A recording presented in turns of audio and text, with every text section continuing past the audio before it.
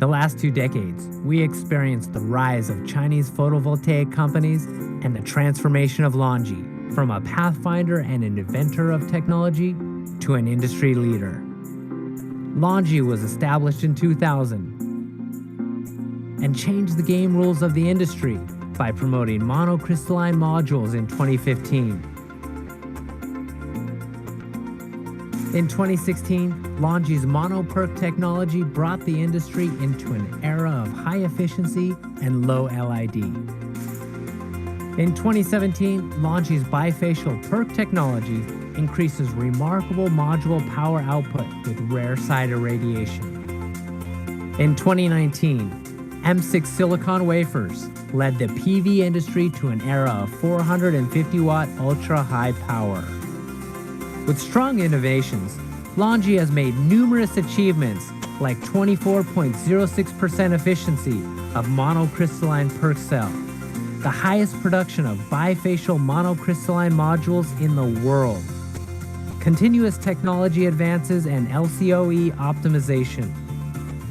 Now, Longi is about to set off another advancement in the industry, once again. The latest Longi high Mo5 modules with optimized LCOE, especially designed for large-scale PV stations, are now available.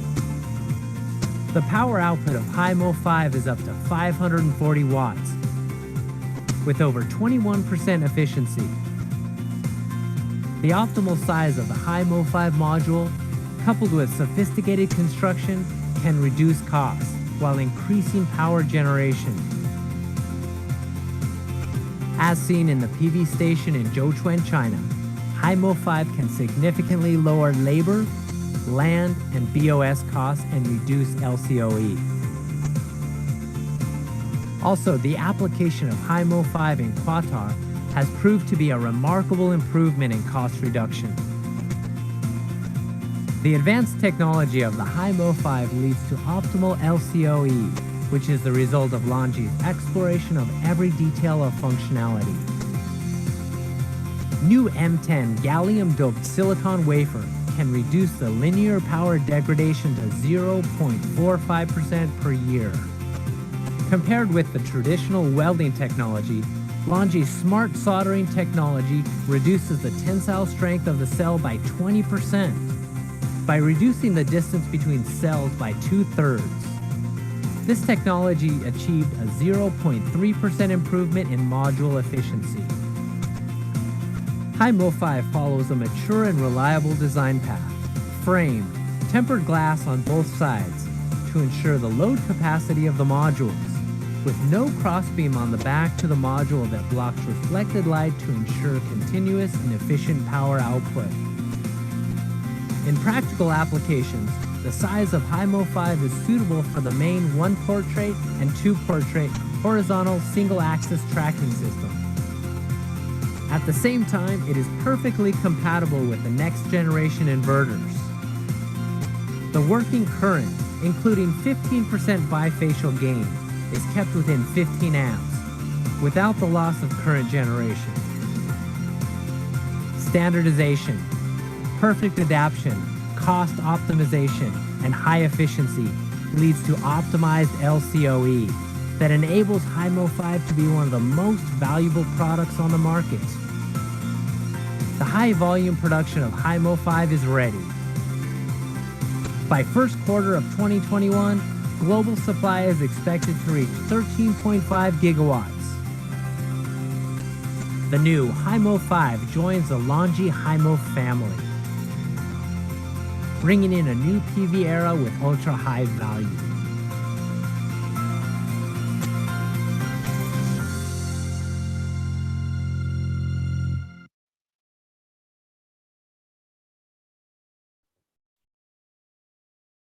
I would like to thank our sponsor Longi Solar for joining us today. So let us begin with our techno commercial presentation by Mr. Felix Fu, who is the country head MENA Longi Solar. Thank you, Priyanshi, and thank you, Mr. Orper, Karin. So good morning to you. So let me share my slide, please.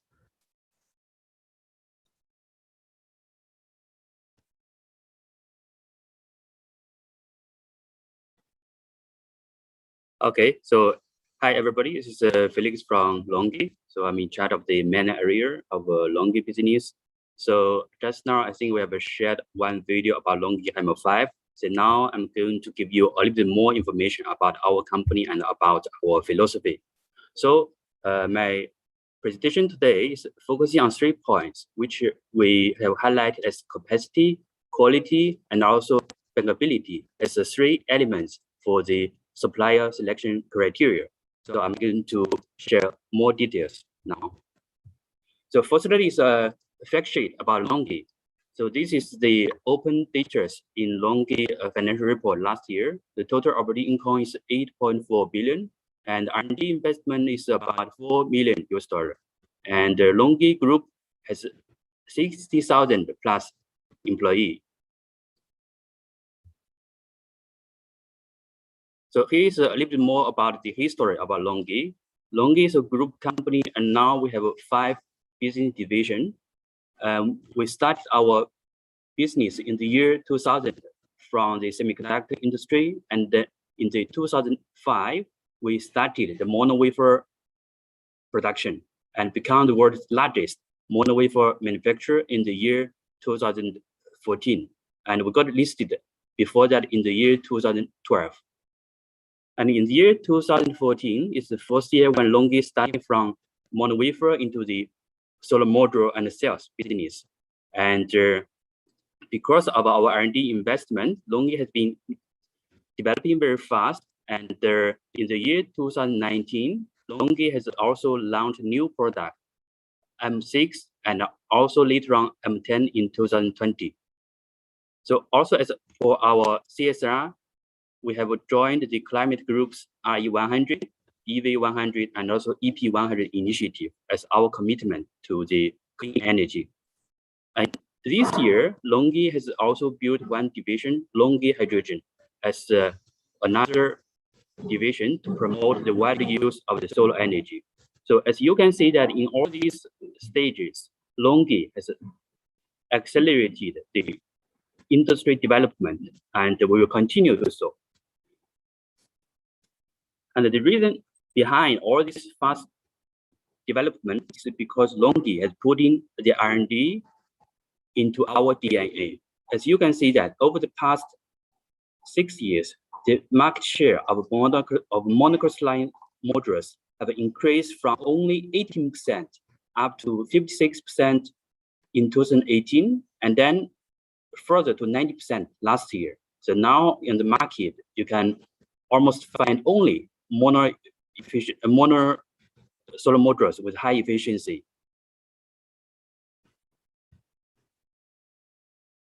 So all this has been done by our continuous R&D investment. So you can see these figures from Longi that every year we put around 5 to 7% of our sales revenue into our R&D investment. So we have a cooperation with all leading international universities and also many institutes.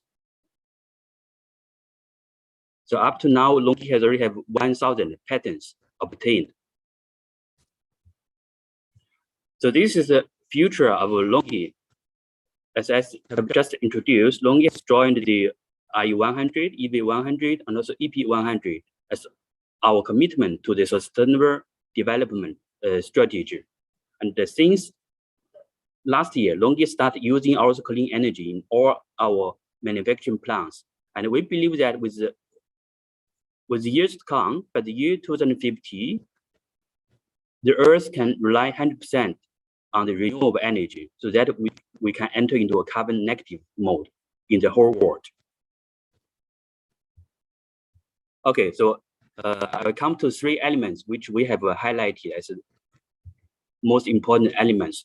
The first point is about the capacity. Longi is the world's largest mono wafer manufacturer since the year 2014.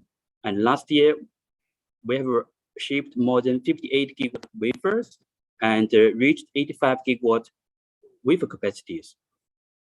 And on the module side, Longi has also become the first solar technology company to ship more than 20 gigawatt plus modules. Actually, it was 24.5 gigawatt in last year. And also our module capacity have reached by 50 gigawatt by end of last year. So as you can see that we have our production bases major in China, but also in Vietnam and also in Malaysia. And we have our regional office in Shanghai, in Germany, Spain, US, and Brazil to cater to the different customers over there. So this is the capacity expansion in the last 4 years. As you can see that we are developing very fast, and last year Longi became the world's largest motor manufacturer. Second point, quality.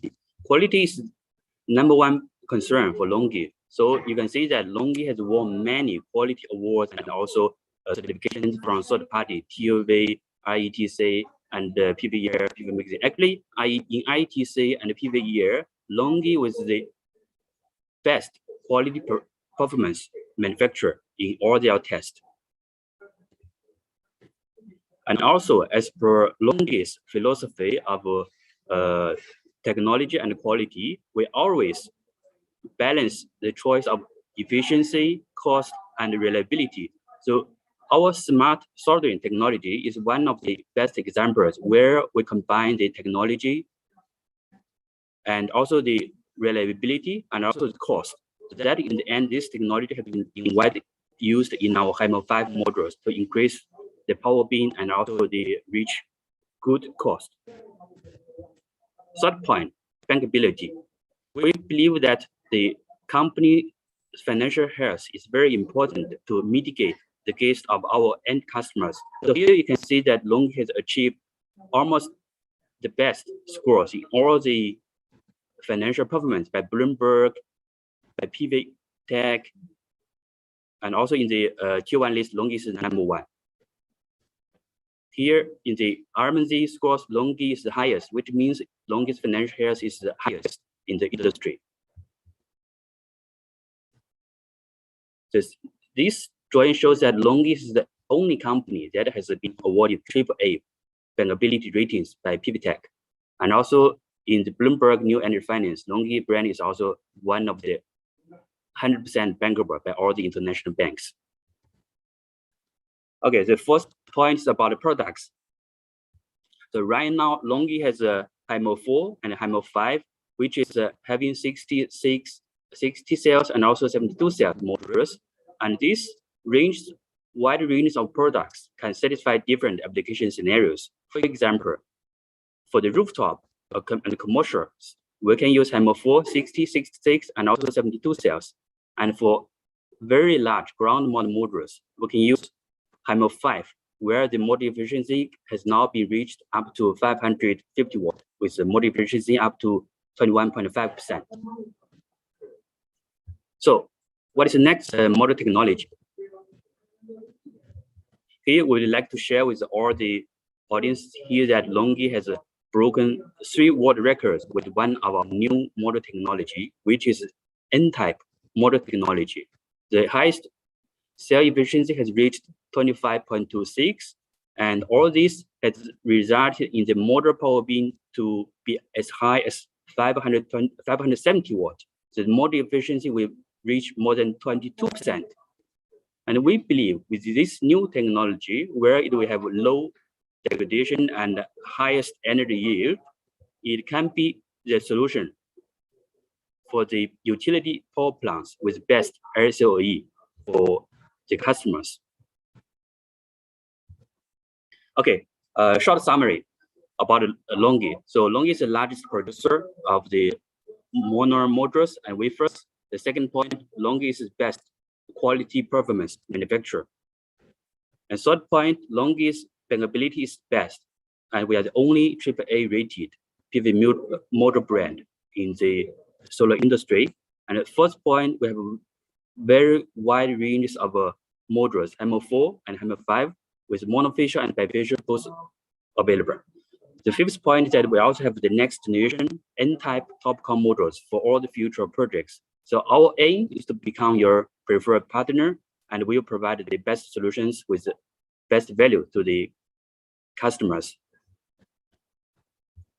So next, just a few pictures to show you about the product reference about Longi globally. 250 in China, India, Vietnam, Mexico, US, Ukraine, and also Egypt. And also in Africa, we have a Uganda project. And also we have some niche project like PV plus agriculture and solar floating project, and also commercial rooftop project. So lastly, I'd also like to introduce that Longi has our local partner in Israel, RCS Solar, who is our very strong partner in Israel, and will be happy to cater to more customer demand in Israel market. Thank you.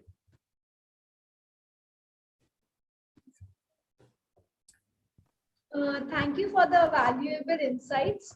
So after this, now let's proceed with our second presentation by Mr. Rami Fellow, who is the founder and president of RCS Solar. Over to you, sir. Hello, hi. Nice to meet you, and thank you for organizing this webinar. A little bit about RCS Group, founded 25 years ago, and it was 13 years ago when we understood the future is in the solar energy industry.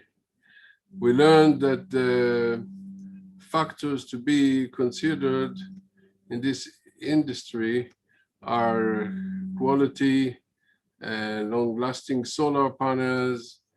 It also should have the best efficiency possible. Another critical factor is the manufacturer financial strength and viability. So we decided that our goal is to have to find the best brand that can fulfill our desires. So our goal is to have a long working relationship with our customers, and we want to know that if something goes wrong, that we can provide service and replacement to our customers.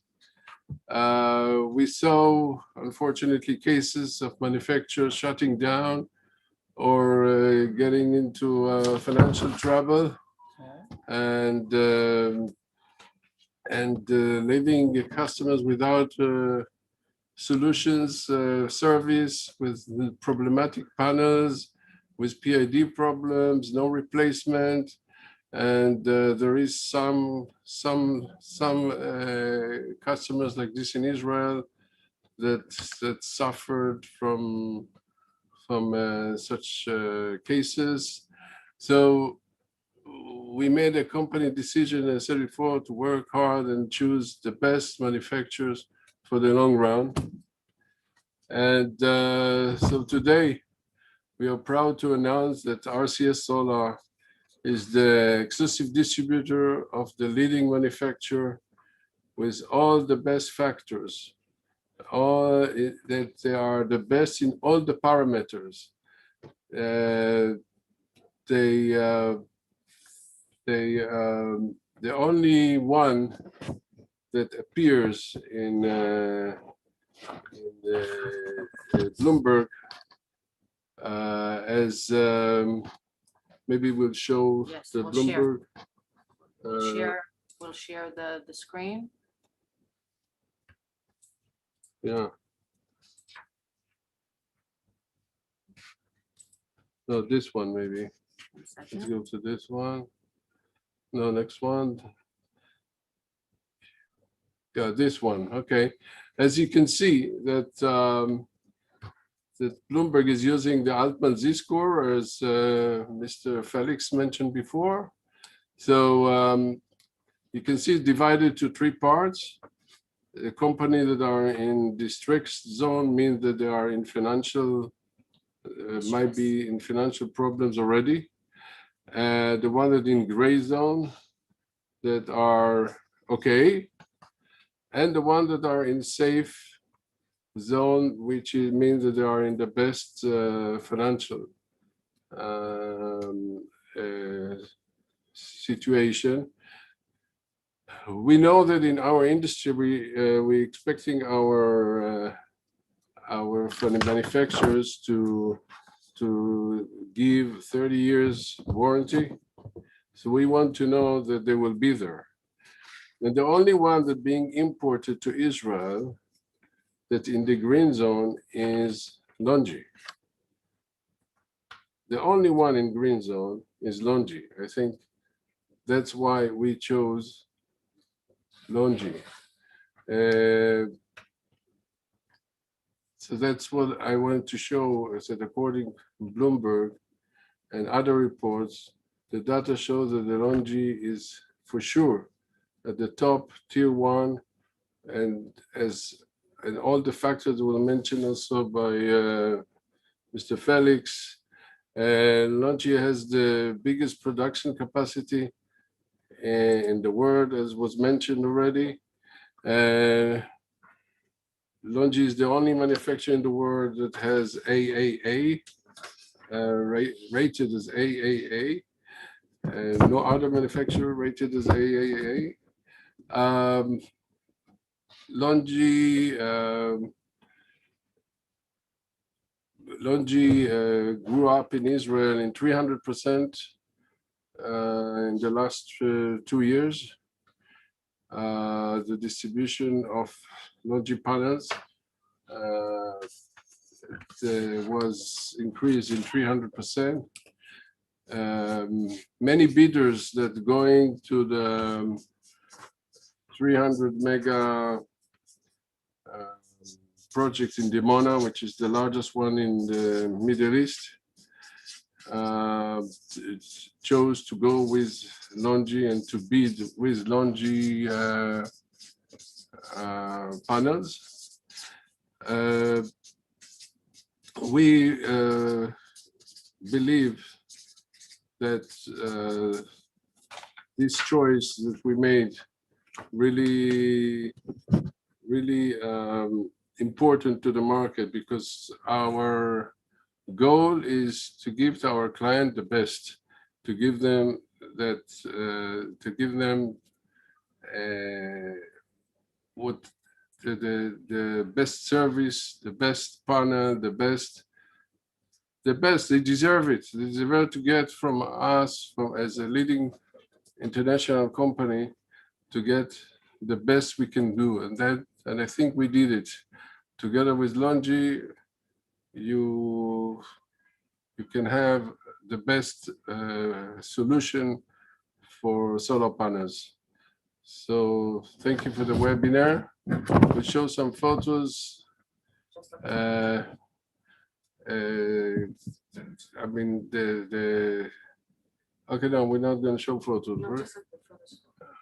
Okay, the photos that Mr. Felix showed about all the projects are amazing, and we hope to see soon that in Israel will look the same. So, good luck.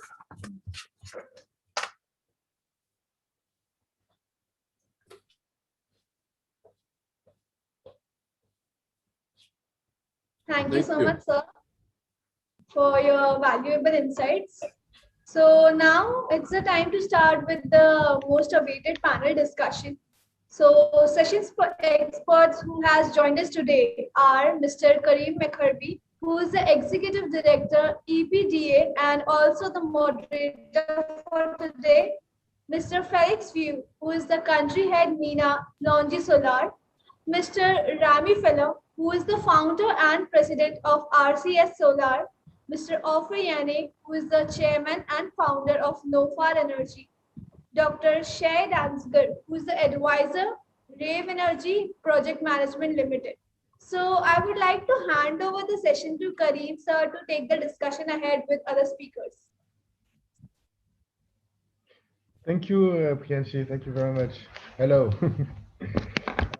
Nice meeting you again after our session yesterday on Egypt. So good morning, good afternoon, everyone, and hi to all the panelists. So very happy to be with you guys.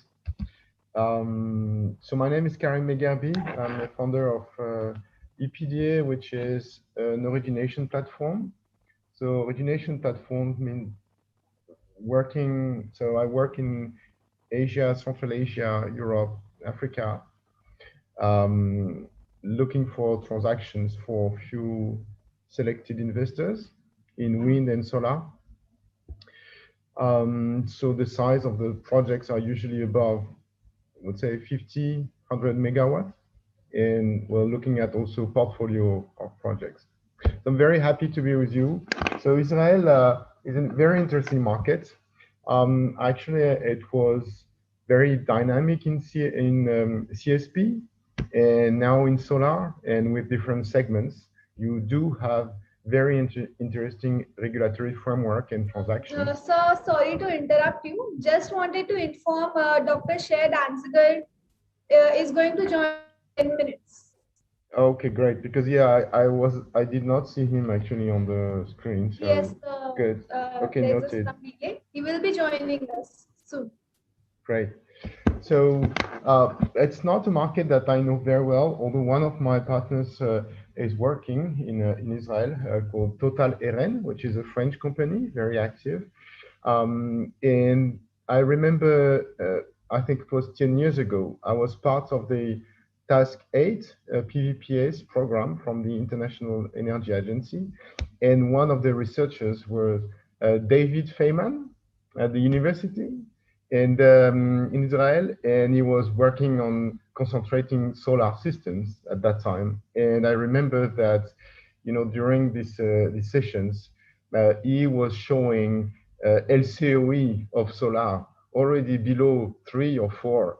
And in 2010, we were just, you know, wondering, is it possible? And if you remember correctly, the LCOE that were presented at that time at the International Energy Agency, but in many different organizations, we were just wondering if we would achieve 10, 8, you know, that was the idea. And nobody thought at that time that, I mean, nobody except few actually, and among them David Feynman, that we would achieve such a low LCOE and you know, being such an exciting time. So I'm very happy here to be here with you, and that would be interesting. So first, maybe you could introduce yourself. I know I would just ask you to introduce yourself in the order I see you on the screen, and maybe you can talk a little bit about what you're doing, and then we can ask, you know, just discuss and have I can ask you questions, but please feel free to interrupt, you know, and to, you know, discuss between you guys and so on. Okay, so that's the general idea. Felix, hello again. And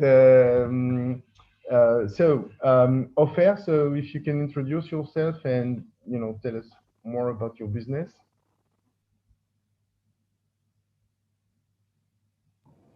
Yeah, hello guys. Hello.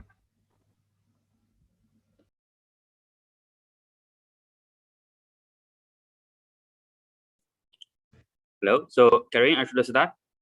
You're on mute. Okay. Ofer.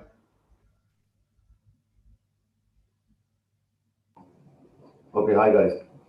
Hello. Well, the thing So is if you that can introduce yourself and just tell us, you know, about your business. yeah, the thing is when you're on mute, you hear yourself, so you think that everything is okay. So my company name is Nofar Energy. It's a 10-year-old company. In Israel, we are doing mainly rooftops, but and floating PV. We work with the kibbutzim, we work with the real estate companies, and in Israel we connect roughly 50 megawatt a quarter, so it's about 200 megawatt a year. We are a public traded company. We have activity also in Spain, in Italy, in Romania, and USA. In USA and in Italy, it's a rooftop platform that we acquired. And in Romania and Spain, it's a ground-mounted large-scale project. It's 404 megawatt under construction in Spain and 154 megawatt ready to build in Romania. We consider to be some kind of a pioneer in Israel. We were the first to introduce floating PV system in October 18 in Israel. And we are the first to introduce also a storage solution. We installed the first full storage solution in Israel. Also made an agreement with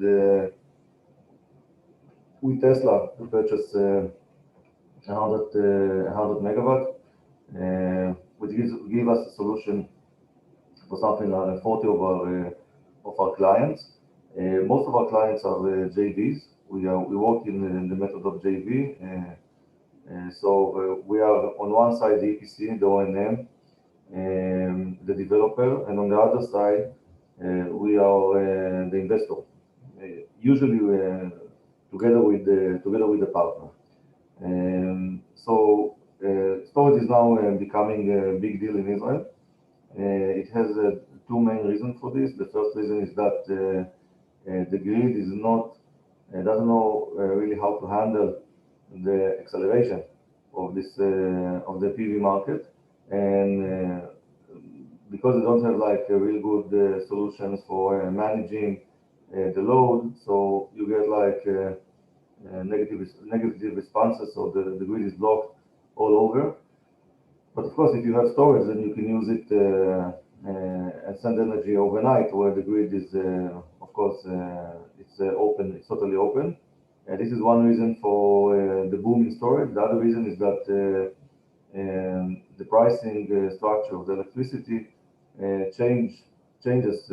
So the electricity during the day is becoming extremely cheap, and the electricity during the evening is becoming extremely expensive. So if you have a storage system, that's great, because you can store the electricity during the day, and then you can sell it overnight, and you can get a lot of money. And if you have like no place on the grid, no problem, just store the electricity, make double profit.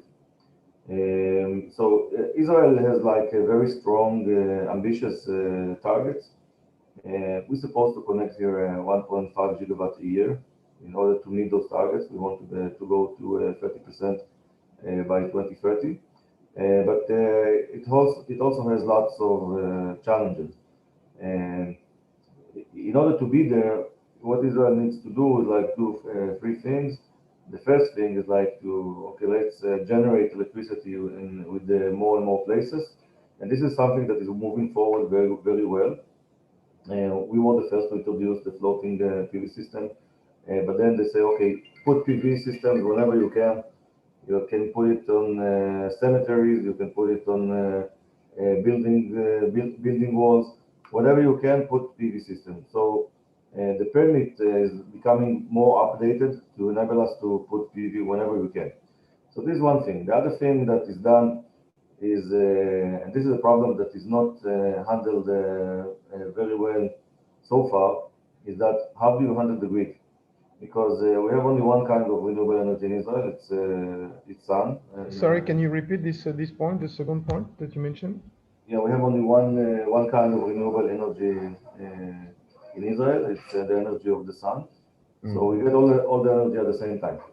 So in order to mitigate that, we need to have like the grid that can handle it. It can handle the flow of the energy. So we need to use a storage solution, and we need to be able to manage and be able to shut down some of the generators, some of the PV system if we have too much energy on the grid. So this is something that is yet to be developed. Another thing that is about to happen, it's not a technical, but it's a commercial thing. So far, Israel have like a feed-in tariff mechanism. It has a tender mechanism. And what it's lacking is the mechanism that we all know very well from the world, being able to use merchant to sell to the market of the electricity prices. and also to have a bilateral agreement with clients. So this is something that is under development, and I think that in the next few months we will have like a real open market for electricity in Israel, and this would be actually the beginning of a real market in Israel. It's a nice thing to have like tenders and to have feed-in tariffs, but you really can start working when it's an open market, because then you have like the time to develop, and you can do it even long-term developer process and so on. So you have very good reasons to be optimistic about the Israeli market, and you have some reasons to be pessimistic. In the optimistic side is because we have ambitious goals, and we have a lot of sun. We have about 1,700 yield here, hours yield here. And the pessimistic side is how would they be able to move forward with how the grid would can match the energy and the development of more and more PV. That's the main issue. Thanks, Ofer. Actually, it's a very extensive description. Definitely, I would like to say something about Ofer. I think Ofer is the best entrepreneur in Israel. What he did in the last year, and mainly in the last 6 months, is unbelievable. His company value is already a few billions, and they purchased huge projects. He's really the biggest and unbelievable entrepreneur of the Israeli market. Wow. Oh, good. Ofer, we should work together then. I think no, that's great. Fantastic. Rami, Felix, I think you introduced yourself already. So let's switch to a few questions. Or do you want to introduce yourself again? Okay, thanks, Tran. So I can do a short introduction. So good. So I'm from Longi, which is the largest high efficiency monopole manufacturer, and I'm in this company already for 5 years. So before I was taking care about the India market and moved to the MENA market last year. So now I have learned a lot from Mr. Ofer about the Israeli market, and also with our local partner, RCS Solar. So we believe that Israel is going to be a very important market because the government has made a very ambitious target. And also in Israel, there's so many good companies like Mr. Ofer's Nofar company, which has been developing very much globally and also get listed in the stock market. So it's really a lot of great achievements. So we're very much looking forward to supply our good products to Israeli market, and we also believe that with the market getting bigger and bigger, it's more important to find on long-term good suppliers who can provide you the enough capacity at the right time, and also can provide you the best quality and also the bankability requirements to meet your financial requirements. So this is what Longi, as the largest mono manufacturer, we can provide. So we'll be very much open to discuss with all the audience and also with Mr. Ofer for all the future cooperations. We would be very happy to discuss this cooperation. We believe in business in a relationship, which means that if you work with us, you would be our supplier until you will disappoint us. And because Nofar now is a global company, the cooperation needs to be global, because we are handling the purchase also for the projects abroad. Very much expecting into that. Yeah. So I think Mr. Filler maybe can also share a bit more experience about Longi's project reference in Israel. I think you can share a little more information about that, so that I think the audience can also understand better. We took part in bids. I think that Longi is a rising power in Israel. Israel, there's always the one with the crown. Rami remember this, the history. First it was like ET Solar, then it was Suntech. Then I think it went on for Hanwha QCell, and then Jinko, and so on.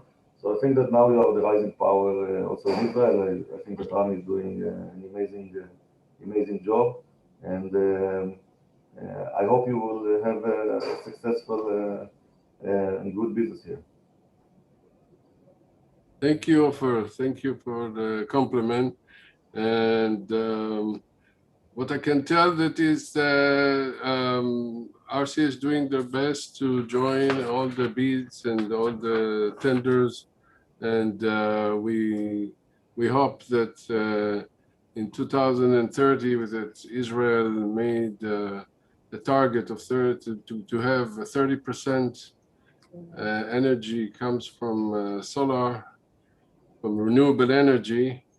So we hope it will be mainly by Longi. I think it's also good for the market that Longi will be the best player, because you want to have a 30% renewable energy which is stable and good quality.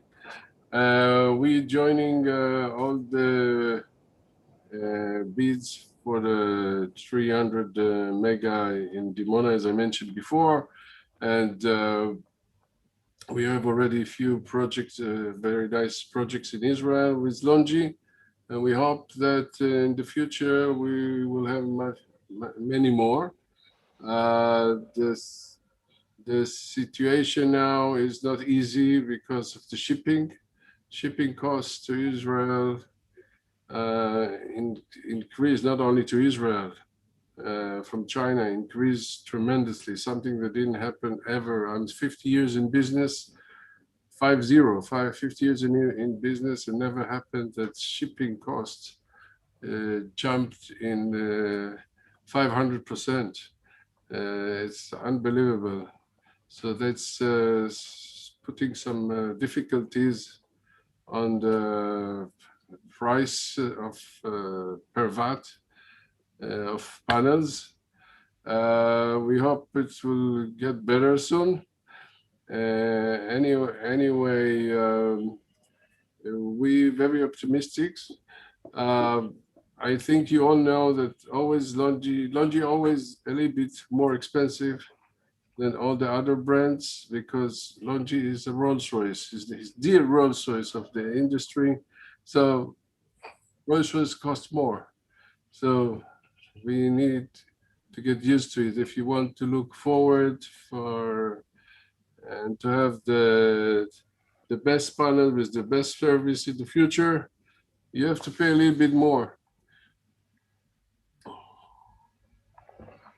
Okay, and so well, that's great.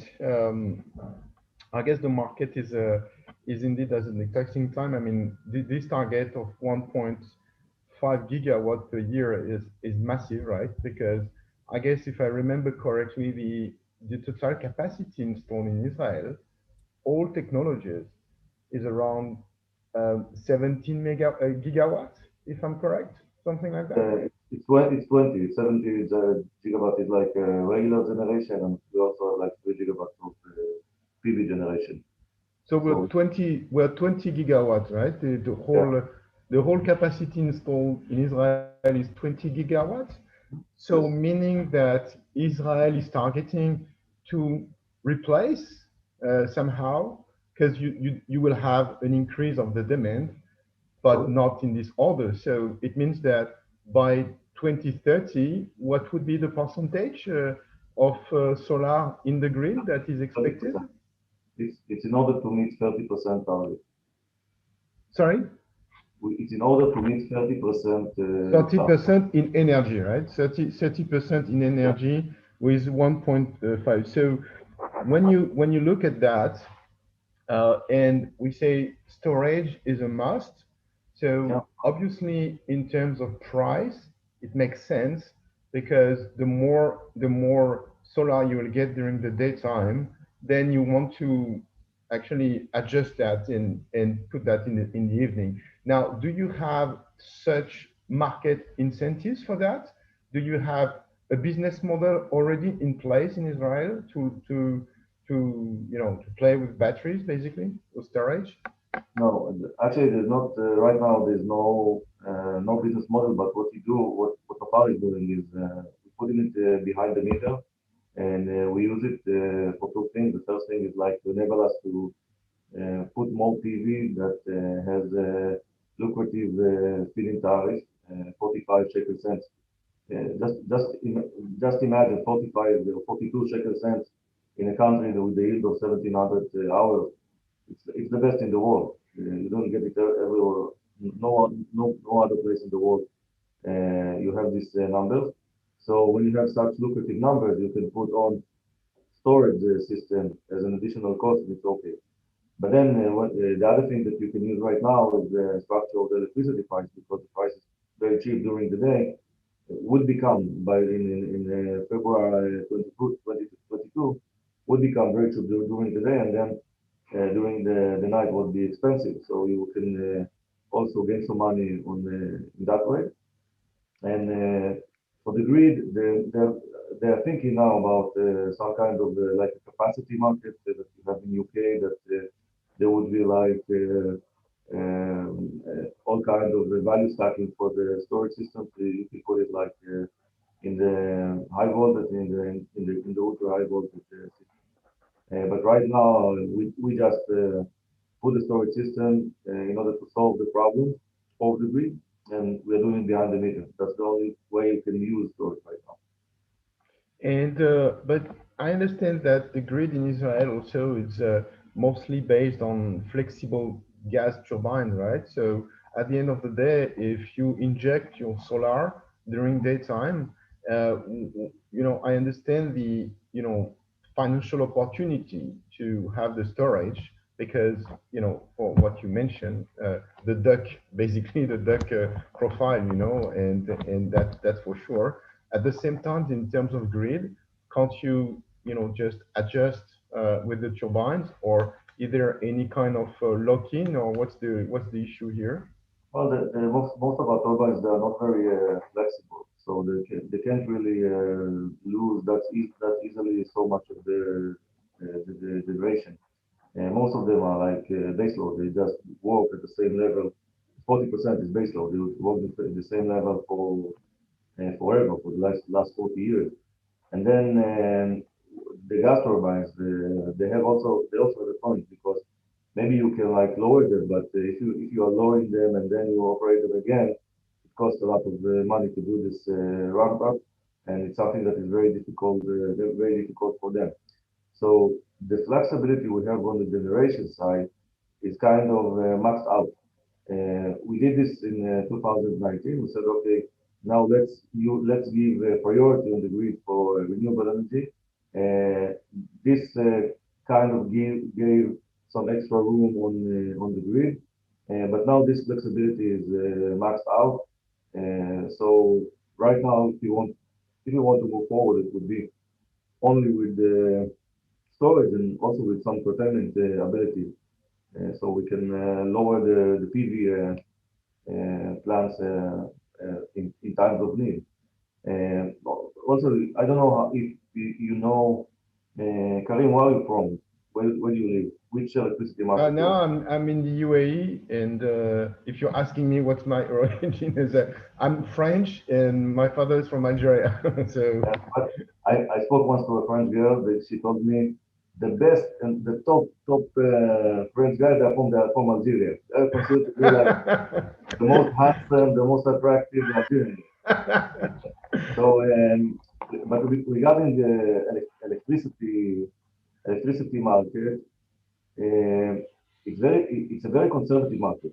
When they give you a response for being able to get placed on the grid, they are doing multiple calculations. Let's say that this line falls, so we're using that without this line. Let's say two lines fall. So these are multiple calculations. There's a good quality of electricity in Israel. We don't have really lot of shutdown here. I think something like 150 hours a year is the 2020 numbers. It's considered to be very good, but it's not very flexible, and it's something too conservative. So what is now required is for the people that have been doing this for the last 20 years to change their mind. And they are not very young people. No, they are like 60-year-old people. It's very hard to change what you were doing for the last 20 years and now to think different. No, we do. I mean, there's also that in Europe, but this change of mindset actually started 15 years ago, basically. Where 15 years ago, grid operators, they were saying that basically you cannot reach 10%, or 20% maybe, And then I remember in 2010, I think the idea was 30% in energy. You cannot go beyond 30% in energy. And that was actually the cap, even in Japan and even in many different countries. And now you have, way more. So Sure. regarding returns, can you tell us more about the business model in Israel and the financing? I mean, I'm hearing your feed-in tariff prices, and I understand that it's great for storage because you indeed have the room to put such devices in your business model. But I guess 2030 it's still 10 years, and in the solar business, 10 years is like is 100 years, so every 6 months you have differences. So I'm just wondering, how you see this evolving in the market. Okay, I'll answer this question, and this would have to be the last question because I'm having a lot of pressure from my phone to handle some issues. So I apologize, but we'll finish after this question. I think that moving forward, you will always have behind the meter, you will always have feed-in tariff, which is lucrative for the small scale projects. And you will have, moving forward, you will have tender and you will have the PPA and merchant for the utility scale project. And in Israel, it has to be something that is a bit more complex because Israel is a small country. We don't have a lot of land, and we don't want to use the land. So if we don't want to use the land, then you have to use all kinds of an alternative places. What my company did, what Nofar did in 2018, is put in the first system on water, and this kind of made the regulator think, why can't we use other places that we can reuse them, a place that we are already using. Let's now make it great to put on roof. So the rooftop segment really became strong. And what about, and now they're moving forward with all kinds of, let's say you want to have a fence, solar fence. Let's say you want to put it on the wall of the building. So this kind of projects, they are not very efficient economically. So they cannot be like tender or merchant. So they will have their own feed-in tariff. And I think also there will be a very nice market for storage application in the behind the meter side and also in the high voltage in the very high voltage, ultra high voltage side. This is for me the moving forward. And of course, if we would actually be very good, and we want to go even beyond the 30%. Let's say we want to go beyond the 30%, then we can go. I believe we can go for 100% in Israel for in the next 15 years. But if you want to go there, first, if we want to reach this goal, we need to set up a goal of about 4.5 gigawatt a year. Then we can go for 100% in 2035. And we would have to use for the seasonality effect, the winter and summer, we will have to use the hydrogen and the fuel cells to mitigate the extra and the last 25%, the last 30%. That would be the reason, the way to do it. And we also have like a great technology oriented universities here. They had already in the Bar-Ilan University, they had few of them of their ideas to become like public companies. So there is a lot of things that are interesting also in this field. So my belief is that we can go for 100%. That it mainly depends on how flexible how flexible can be the management of the grid. And for the last part, if we can get like fuel cells that are very cheap and efficient, then we can do also for the last part, for the seasonality effect. I agree. I mean, this situation is in many countries, and especially when you have a high radiation. And in your case, actually, not a big grid, right? I mean, 20 gigawatts is small, and frankly, there's no reason why you would not go beyond. I mean, 30%, even if it's beyond 50%, and then the last 30%. When you actually reach this stage, I mean, that's fantastic already. If you already reach this stage where you do need hydrogen and seasonal storage and other things, then you even the society is completely changed, because integrating renewable and intermittency within the daily life of people, it's a very different society in terms of managing the energy. And okay, and so Felix, are you prepared to, I guess you know all these different segments that are coming in Israel, right? So because at the end of the day, installing solar panels on fences, on water, on whatever, these are all different markets, and with different technical capabilities and stuff. So what's your view on that? How are you going to approach these different segments? Yeah, so I think Mr. Nofar has just expressed very clearly about different segments about the industry, and from Longi's point of view, actually we share the same judgment that we should provide a little bit more choices for the customers. For example, we have the HAMR 4 and HAMR 5, and also later on we are going to have the HAMR M product. So the model have different efficiency, different size, so that it can satisfy different categories. For example, for the utility big projects, the module size is not that so important, but for the rooftop where the roof area is very limited, so the module efficiency is even more important. So that's why we say smaller size, but module efficiency is is higher for the rooftop. And for the utility, module efficiency and also weight, and of course also reliability should be balanced in that point. So from our side, we providing wide range of product for the customers to select. And also our technical team, we also assist the customers during their technical design to say which one provides the best generation and which one can provide the lowest LCOE. So this is our solution for the customers. And I saw that I mean, at a later stage, you're going to open a division for hydrogen. I mean, it's not today, right? But it's ongoing. So I'm just wondering if, are you also thinking about integration of different, I mean, how do you see the integration of solar and, for example, EV, with, different, because there will be more and more integration between, the use of this energy and the production itself. Are you also integrating, or you just, for now you're focusing on improving the production itself and the solar panels?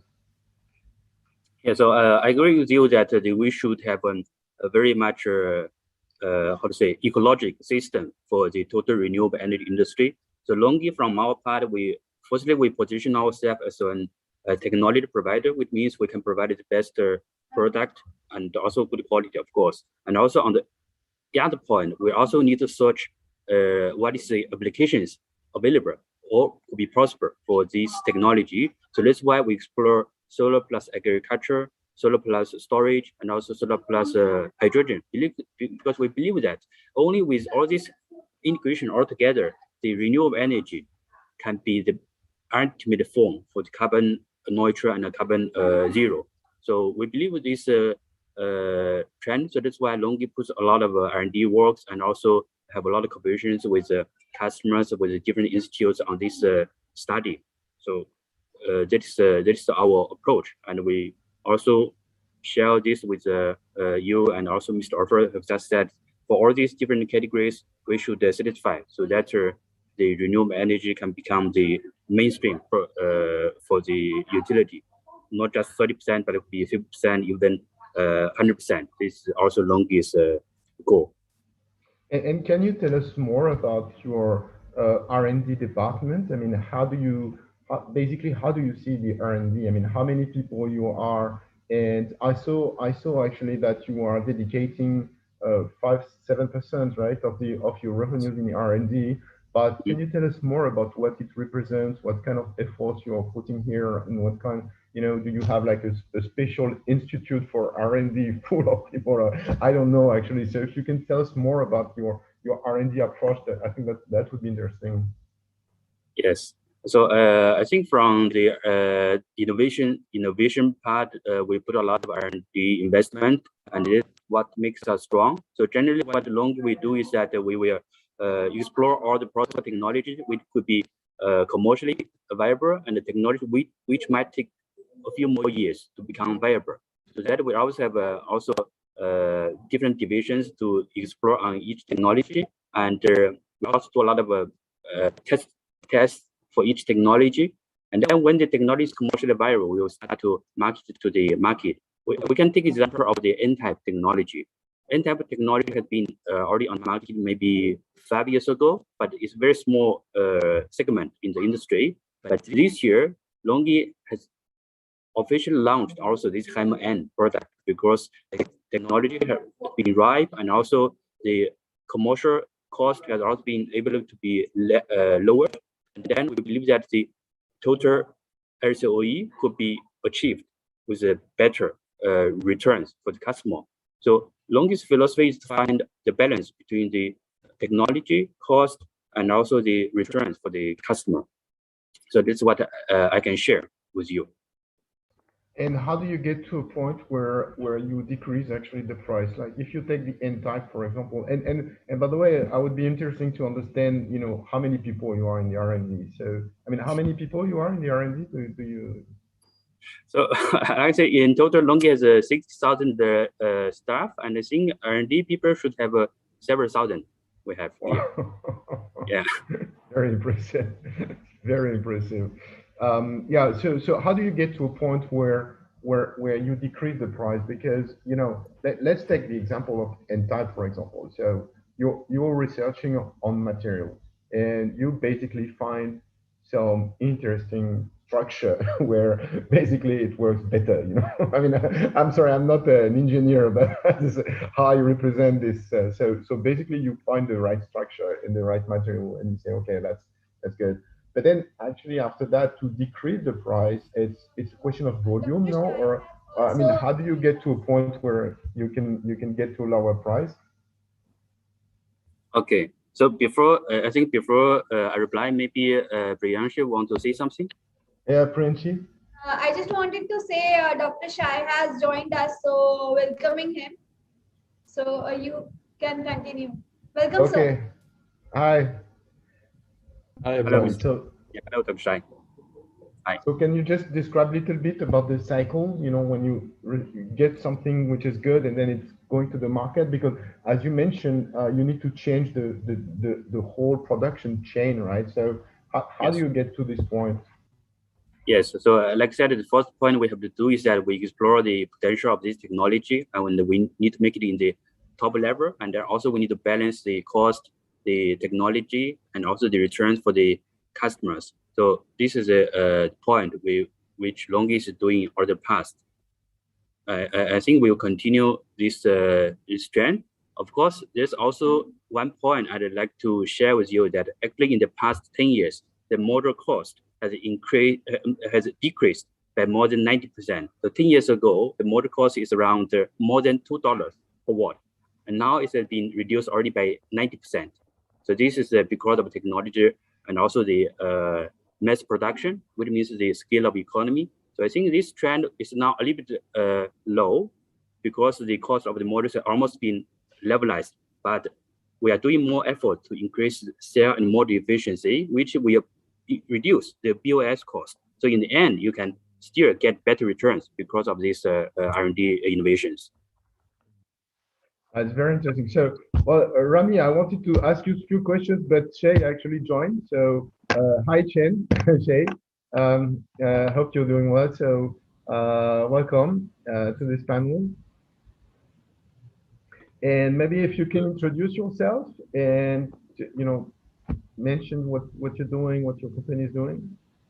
We're a consulting company. We consult many customers around Israel doing rooftop projects, especially big rooftop projects. I've been working with RCS since 2009, Rami? This is a long time, right? Yeah, 2008, 2009, yeah. Wow. For a long time. So basically, with the pioneers of solar in Israel, that's great. that's fantastic. One of them. One, yes. As I mentioned in introduction, you noted there. My relationship with Israel was in the task 8 of PVPS from the International Energy Agency, where we were writing books about energy from the desert. And at that time, one of the greatest researchers that were there was from Israel, and his name is David Feynman. So I don't know, because since you're there since 2008-9, so maybe you know him, and I have very good memory of working with him actually. Okay, so Shay, tell us. So it's just a discussion, right, between all of us, and we're discussing about technology and the market in Israel and so on. So because you're specialized in rooftop, maybe you can share some insights. So we discussed about the coming role of storage, because basically there is not too much flexibility with your gas turbines, as far as I understand. And so if you want to reach the 30% in 2030, then you do have already to, imagine somehow the role of storage. So that would be interesting to understand what's your view on that, if you think that storage will play a big role, but also if you can, share with us, what you see in the market, how you see the market evolving in Israel. That would be very interesting. I must say I feel guilty that the Israeli market is focusing in rooftops, because about 4 years ago I was consulting to the Minister of Energy, and when we put down the targets of where Israel is adding on renewables, I told them the only solution would be rooftops, and this is the only solution that can bring Israel to its target. I think the Israeli market understand that. You see that I think the vast amount of renewable in Israel in the last 2 years is rooftops. The tariffs are better. It's much faster, easier, and nearly no statutory issues or regulation to do. So it's very, very fast. The second part of it, which was not completed by the Ministry of Energy, is the local storage efforts. Because one of the main problems in Israel and in the world is grid problems, because when you want to do rooftops, it's not always that the same roof have the same consumption all the time. And mostly the grid is not sufficient, because you'll get a rooftop with the ability to produce like 200 to 300 and 400 kilowatts, which is about 600 ampere connection. And then you'll have a connection of the grid would be 60 ampere, 63 ampere or 80 amperes, which is not enough. Then you need to upgrade the grid. And the solution is batteries, okay, one other storage solution, which will be compact air or anything like that. But this is the real solution. And I think the prices of electrical storage right now are getting to a price where it's economical to do so. It's like if you say that the price of solar energy is about, let's say, 7 to 8 cents, per kilowatt hour on 25 years, then the storage get about, no,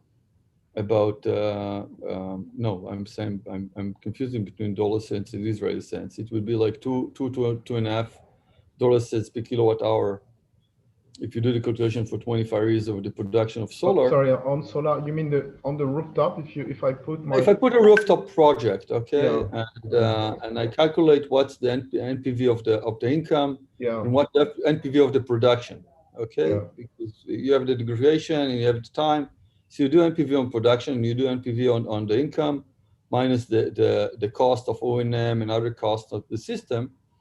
Then you see what's the price. You get between $2 to $3 per kilowatt hour the cost.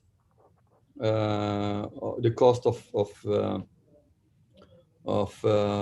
the solar, Yeah, and then if you go to batteries, the batteries will be about $4 to $5 okay, additional per kilowatt hour. So you get this together, it's less than less than $20 per kilowatt hour, which is about 30% less the grid price for the consumer. And so what's the feed-in tariff today in Israel? And tariff in low voltage is about let's get it to dollars. Yeah. It's 48 Israeli cents, which be like $15 per kilowatt hour.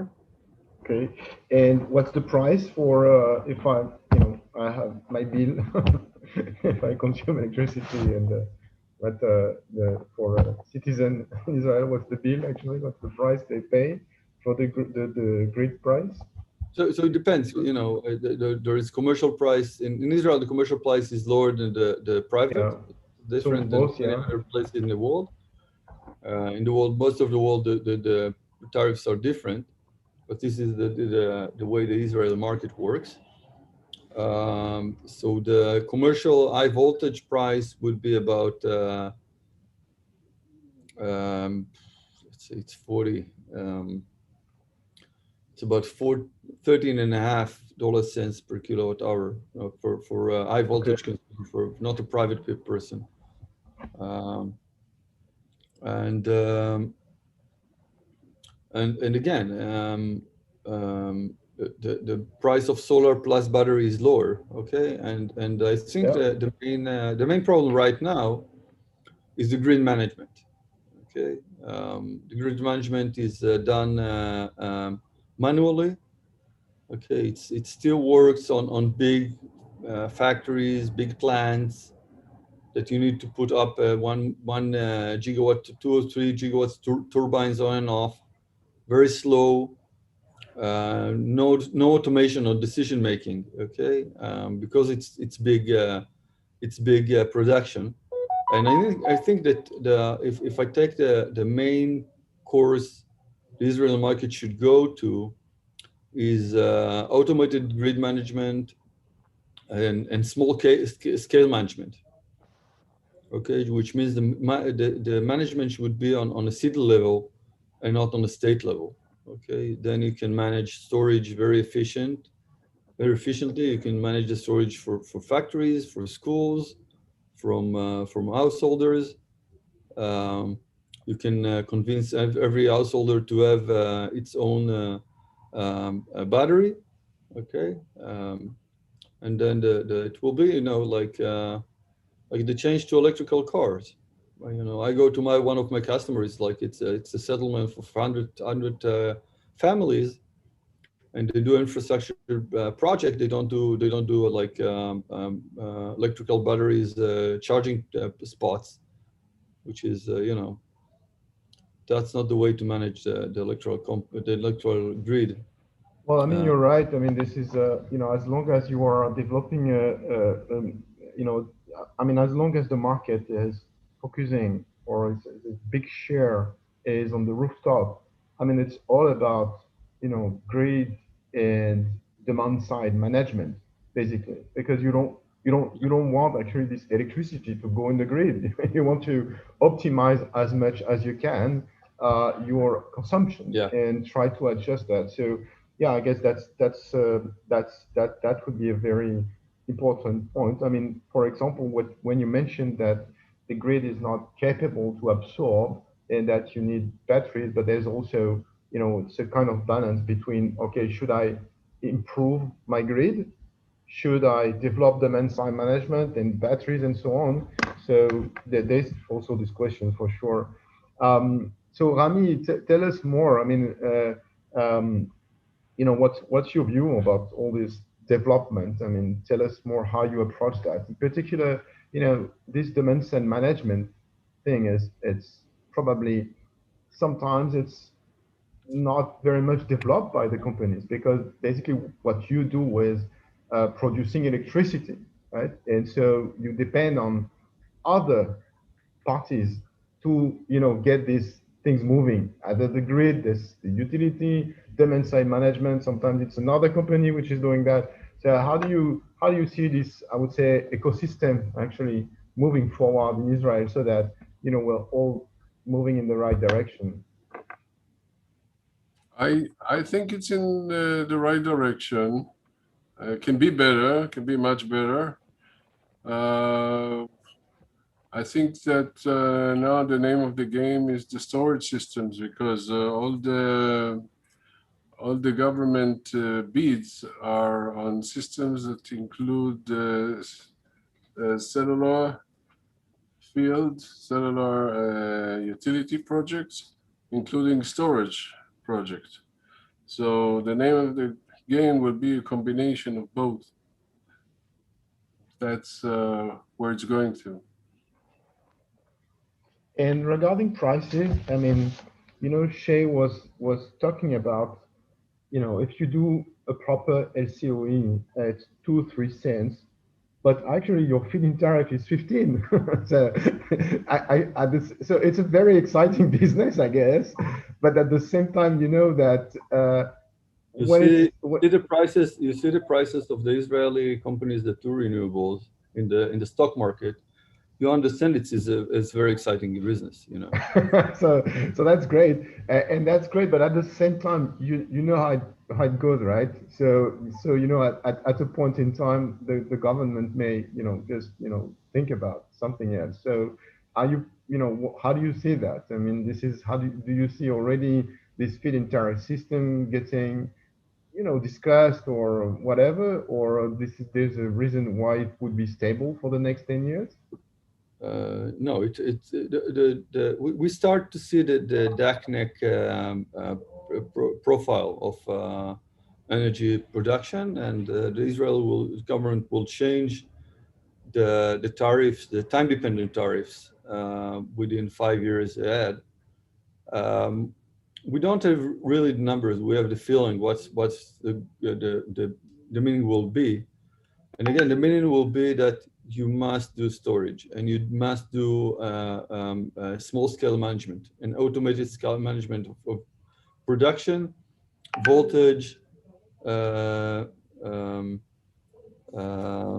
production voltage control, other effects that you see in Germany actually. In Israel, the electrical company control system which are above 2 megawatts. And in Germany, the control is a system which are above 50 kilowatts. Okay, every system, any inverter have a control to the electrical company management profile, so they can manage everything all the time. Israel is still behind, and I think that the profitability of the market will stay because the government cannot invest so much money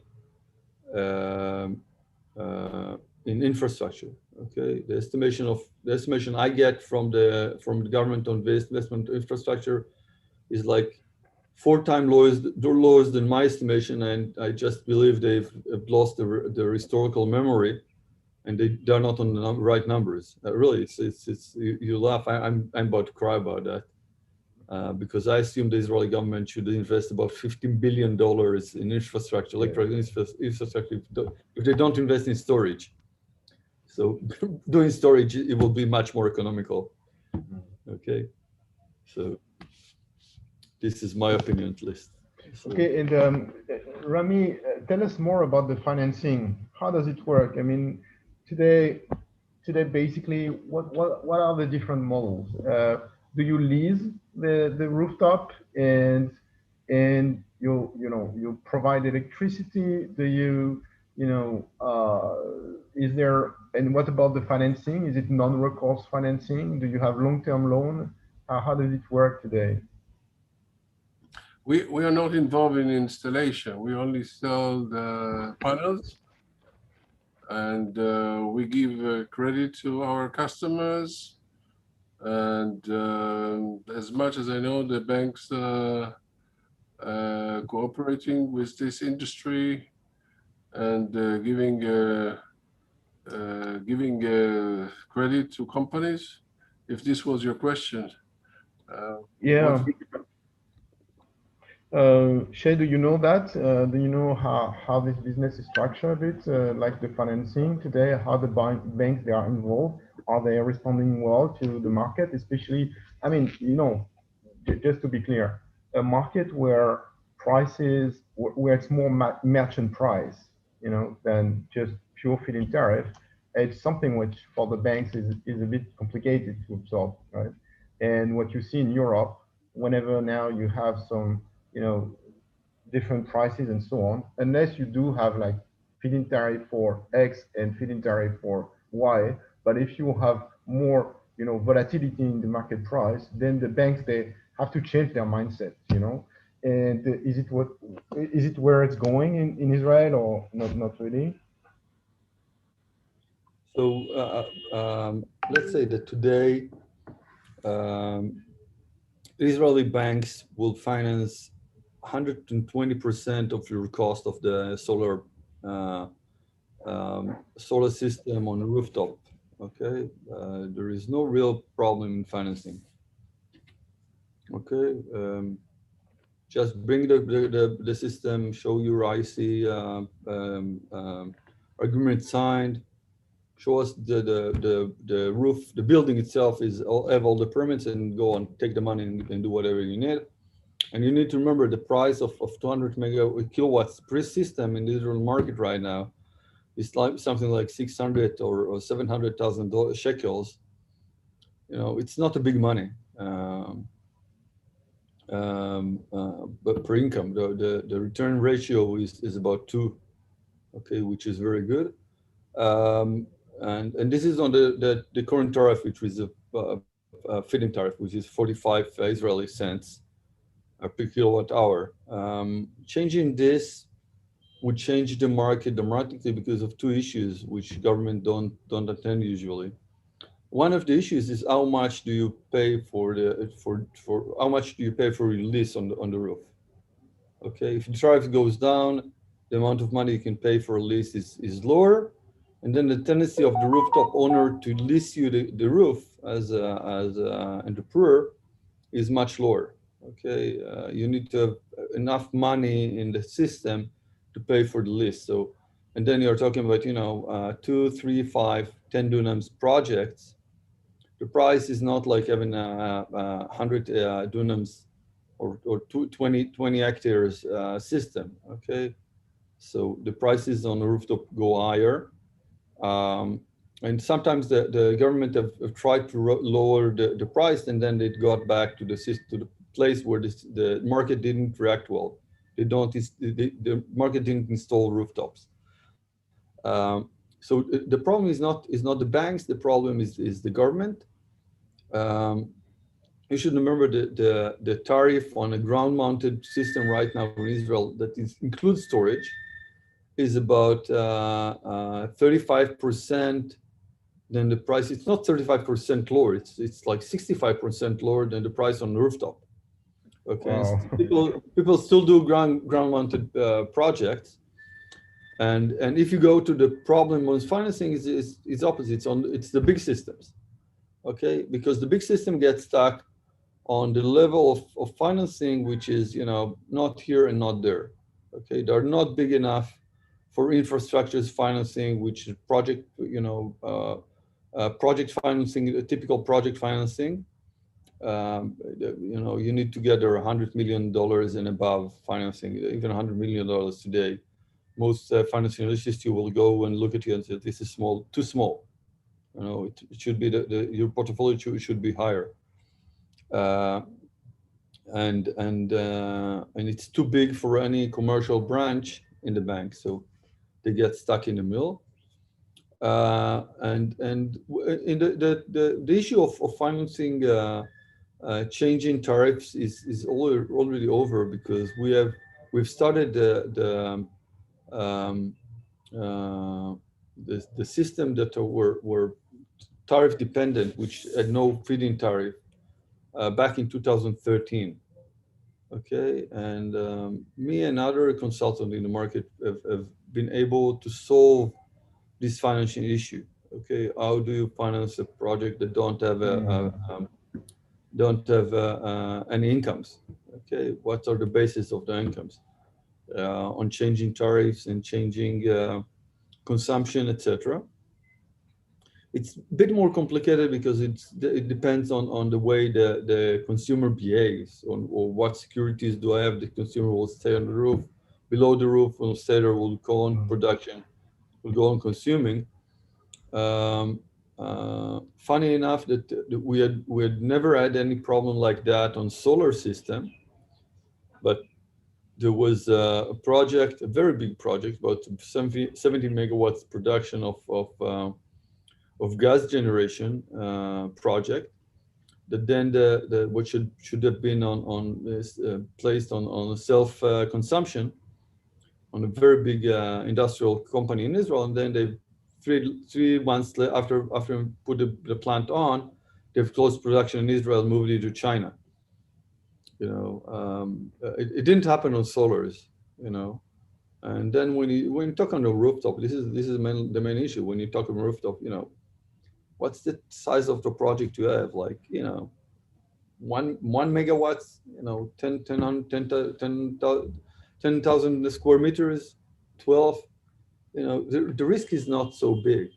Okay, so this is why I think banks have no problem with rooftops, and this is why I think there is no problem on rooftop financing. And I didn't find any problem for the last 3 years. Okay, interesting. Rami, do you distribute only solar panels, or do you distribute like different equipment? I mean, can you tell us more about the specificity in Israel? I mean, what is so special in the rooftop, or what do you need especially? I don't know about the climate or whatever, you know, the maintenance, what they use. Do they use a robot, you know, to clean the panels, or you know, what kind of, you know, very specific I don't know, business case that you have in Israel? I think Shai is much better than me to tell you about robots. Anyway, what we do is we mainly importing Longi. We also do some distribution of SolarEdge equipment, and we are about to get a very nice distribution of inverter, Chinese inverter. Hopefully it will happen soon. We also looking forward to represent one of the largest organizers of storage systems, and we hope to get something interesting, so then we can offer to our customers panels together with inverters and storage systems. But as I said before, today we're concentrating in the renewable energy in Longi, and that's what RCS Solar are doing. RCS Solar is part of a large group that is doing electronics all over the world. So it's only one company from many other companies around the world that distributing electronics, mainly iPhones. So we do, you know, cellular and solar, everything that starts with S. For investors, do you have some specificities? I mean, I don't know about temperature and things. I mean, do you see the products in the market being already well fitted? And like even for Longi, for example, do you have any kind of specific adjustment, or there's no need? There's, you know, it's very well made for the temperature, or I don't know, humidity, or you know, whatever.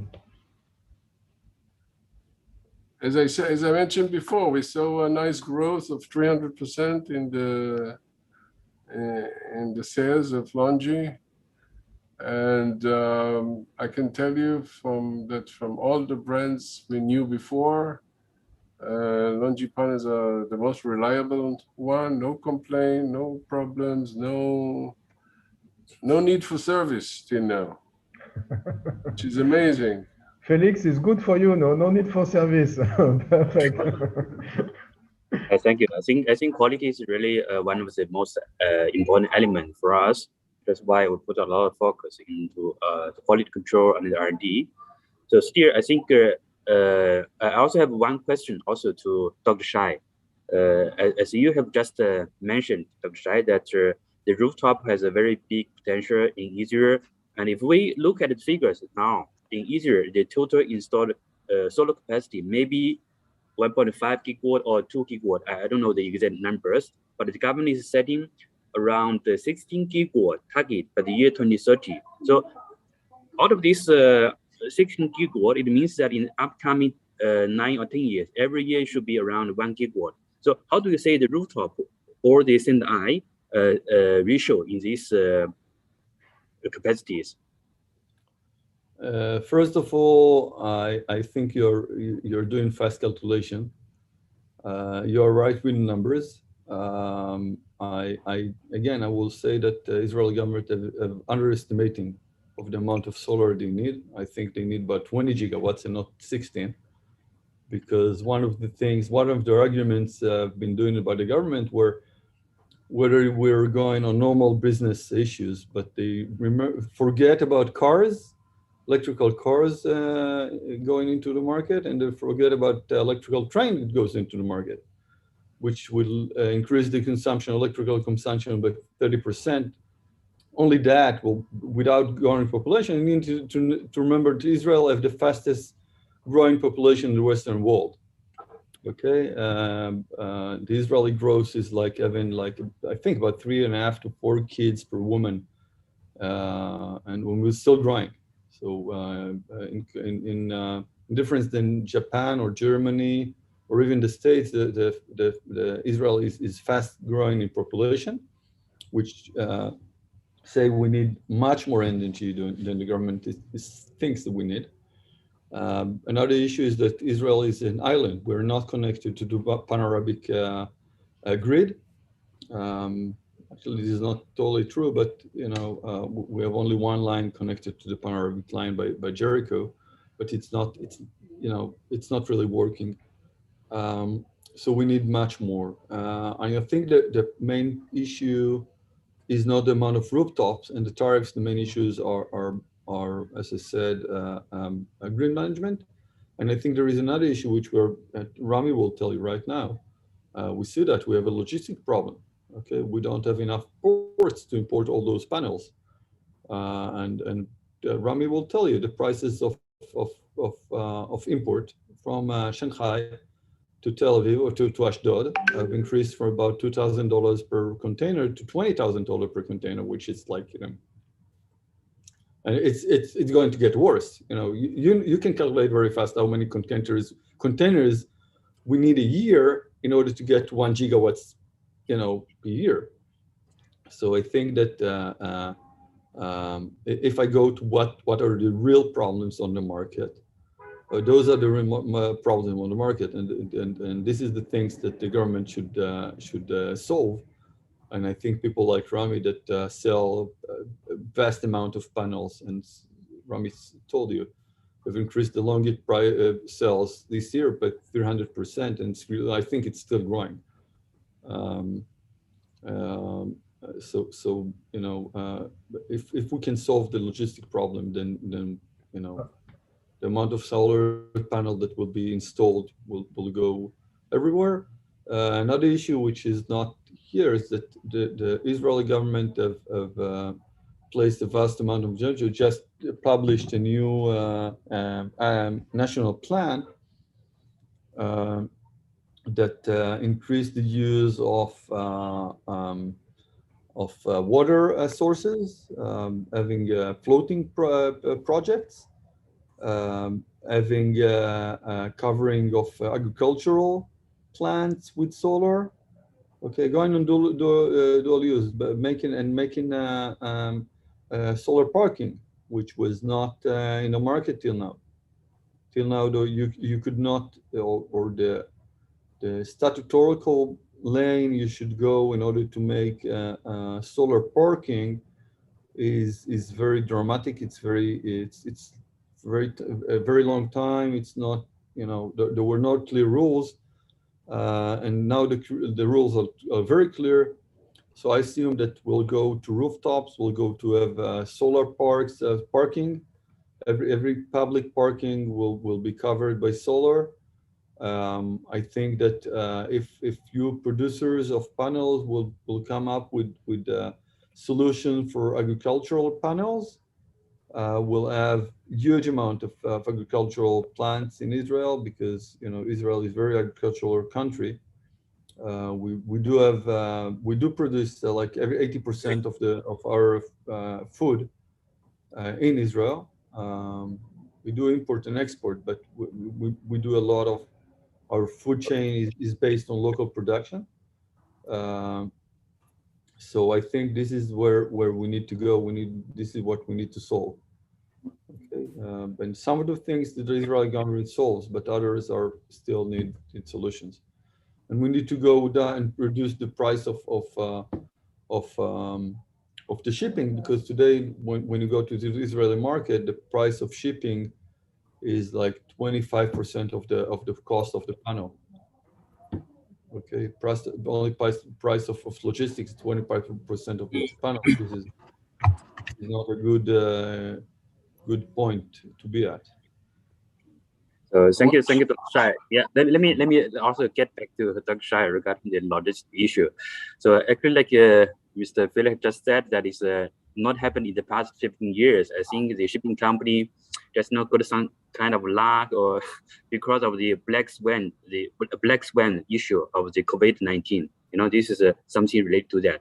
So, but I still very much hopeful that this situation can be relaxed in the next half year. So that means by 2022, I think the shipping cost can be back at least to median level, if not to the best level. So that means the Israeli market is going to be very much hopeful in the next 10 years. So every year 1 gigawatt will be very much realistic. So this is very much possible. I don't have any doubt about that. And regarding the second thing, which you have just highlighted also, and before in Mr. Orfar's introduction, is that solar plus agriculture and also floating and also a commercial rooftop, as well as the solar car park. I think all these kind of applications has been widely used in different parts of the world, in China, in US, and also in Europe. I think Karim also knows a lot about that. So I think this will be a very much large market for Israel as well. So yeah, hopeful, very much hopeful.